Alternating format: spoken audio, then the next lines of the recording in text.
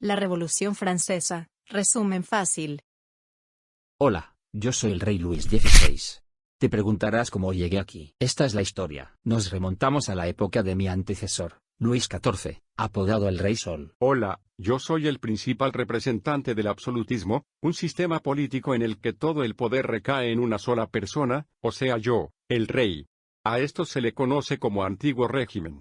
Soy recordado por la frase "el Estado soy yo". En el siglo XVIII a Francia no le había ido tan bien. Se acababa de enfrentar a la difícil Guerra de los 7 años, en la cual salimos derrotados. Eso nos dejó con una gran crisis. Aparte se nos ocurrió ayudar a los estadounidenses a ganar su independencia, gastando más de nuestros recursos.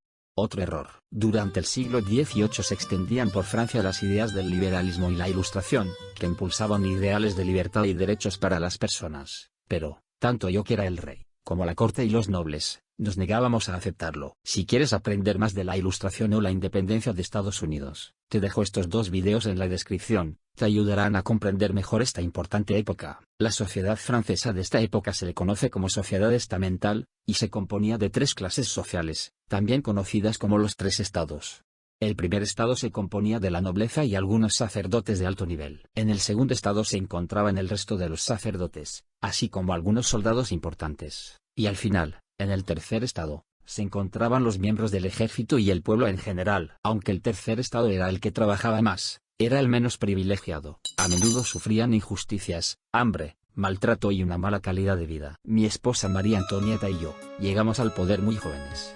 Realmente no sabíamos cómo gobernar, así que hicimos lo único que nos fue posible, o sea, una vida de lujos y comodidades a costa del pueblo. A mí me gustaba usar sombreros muy altos, ir a fiestas y comer pasteles. Creo que la gente no me quería mucho, jajaja xd. Para enfrentar la crisis que atravesaba Francia, convoqué a los Estados Generales, una asamblea de puros viejitos, representantes de los 3 estados, es decir, de los grupos sociales. En esta asamblea se tomarían decisiones que impactarían en la vida y el futuro del reino, pero, como era de esperarse, solo se tomaban en cuenta las opiniones de los nobles y el clero. Mientras que los representantes del pueblo eran ignorados, al final incluso, nos inventamos la forma de no dejarles entrar a la asamblea. Esto los enojó mucho. El 14 de julio de 1789, una muchedumbre asaltó una fortaleza real en las afueras de París, conocida como la Bastilla. A tomar este edificio nos dimos cuenta que había empezado una revolución.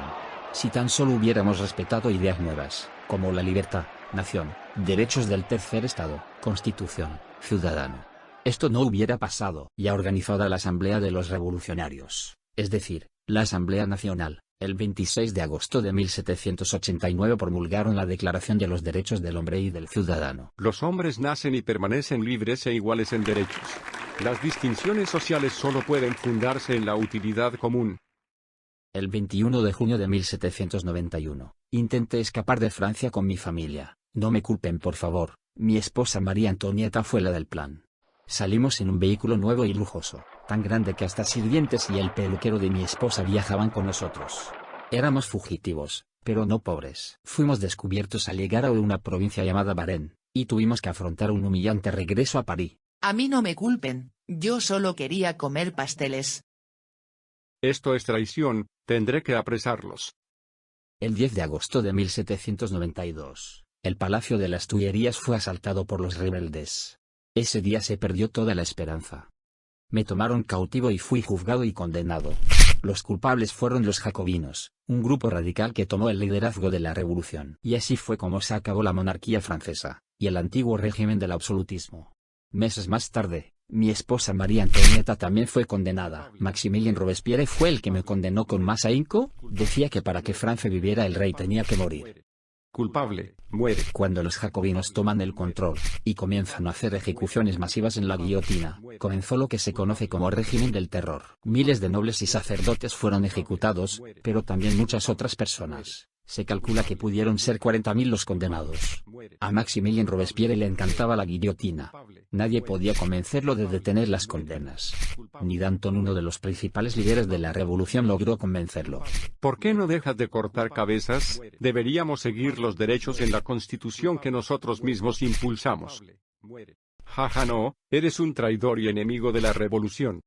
culpable, muere. Y Paul Marat se encargaba de elaborar listas de personas que serían ejecutadas en la guillotina, mientras se remojaba en una bañera debido a una enfermedad. Una girondina de nombre Charlotte Corday estaba harta de las ejecuciones, así que fue a visitar a Marat. Hola Marat, te traigo una lista con nombres de enemigos de Francia. Oh, muy bien, dámela, vamos a ejecutarlos. Pero las ejecuciones de la guillotina no pararon ahí. Al final, el mismo Robespierre también fue ejecutado.